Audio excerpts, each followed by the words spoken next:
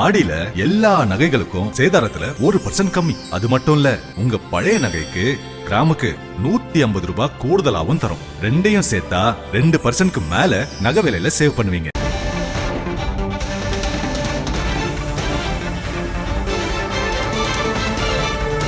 பீகார் சட்டமன்ற இடைத்தேர்தலில் தேர்தல் வியூக நிபுணரும் ஜன்சுராஜ் கட்சி நிறுவனருமான பிரசாந்த் கிஷோர் முன்னிலை வகிக்கிறார்.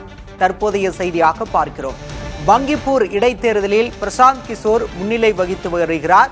இடைத்தேர்தலில் பதிவான வாக்குகள் எண்ணப்பட்டு வரக்கூடிய சூழலில் ஜன்சுராஜ் கட்சி நிறுவனரும் தேர்தல் வியூக நிபுணருமான பிரசாந்த் கிஷோர் முன்னிலை வகித்து வருகிறார்.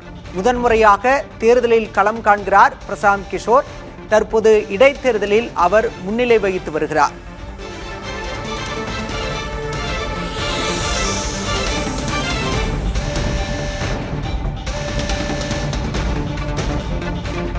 பாஜக தேசிய தலைவராக நிதின் நவீன் தேர்ந்தெடுக்கப்பட்ட நிலையில் அந்த தொகுதியை அவர் ராஜினாமா செய்த நிலையில் பங்கிப்பூர் தொகுதிக்கு இடைத்தேர்தல் அறிவிக்கப்பட்டது. அந்த தொகுதியில் ஜன்சுராஜ் கட்சி நிறுவனர் போட்டியிட்டார். தற்போது அதற்கான வாக்கு எண்ணிக்கை என்பது தொடங்கி நடைபெற்று வரக்கூடிய சூழலில் பிரசாந்த் கிஷோர் முன்னிலை வகித்து வருகிறார்.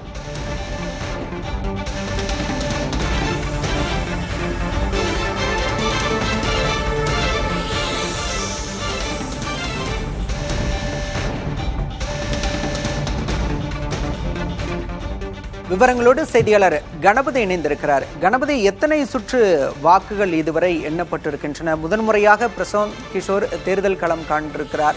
எவ்வளவு வாக்குகள் முன்னிலையில் இருக்காரு? பாரதிய ஜனதா கட்சி ஆட்சி நடைபெற்று வரும் பீகார் மாநிலத்திலே இந்த மாநிலத்தைச் சேர்ந்த நிதின் நவீன் கட்சியின் தேசிய தலைவராக தேர்ந்தெடுக்கப்பட்ட பிறகு முதல் முறையாக இடைத்தேர்தல் நடைபெறுகிறது. பங்கிப்பூர் இடைத்தேர்தலிலே முதல் சுற்று வாக்கு எண்ணிக்கையில் பிரசாந்த் கிஷோர் 2225 வாக்குகள் பெற்று முன்னிலை பெற்றுள்ளார். அவரை எதிர்த்து போட்டியிடும் பாரதிய ஜனதா கட்சியின் நீரஜ்குமார் 1363 வாக்குகள் மட்டுமே பெற்றிருக்கிறார். ஆகவே பிரசாந்த் கிஷோர் 862 வாக்குகள் பெற்று முன்னிலையில் இருக்கிறார். பாஜக ஆட்சி நடைபெறும் 3 மாநிலங்களிலே சட்டசபை இடைத்தேர்தல் நடைபெற்றது. அதிலே பீகார் மாநிலத்திலே பிரசாந்த் கிஷோர் முன்னிலையில் இருக்கும் நிலவரத்தை நாம் பார்க்கிறோம். இதை தவிர மத்திய பிரதேசம் மற்றும் குஜராத் ஆகிய மாநிலங்களிலும் இடைத்தேர்தல் நடைபெற்றது. இந்த இடைத்தேர்தலில் தற்போதைய வாக்கு எண்ணிக்கை நிலவரப்படி பாஜக அந்த மாநிலங்களிலே முன்னணியில் இருக்கிறது. இன்று 3 மாநிலங்களிலே இடைத்தேர்தல் நடைபெற்று வாக்கு எண்ணிக்கை விவரங்கள் உன்னிப்பாக கவனிக்கப்படுவதற்கு காரணம், கரப்பான் ஜனதா கட்சி ஜந்தர் மந்தர் ஆர்ப்பாட்டம், அதைத் தொடர்ந்து தர்மேந்திர பிரதான் ராஜினாமா ஆகியவை நடைபெற்ற பிறகு இந்த இடைத்தேர்தல்கள் உன்னிப்பாக கவனிக்கப்படுகின்றன.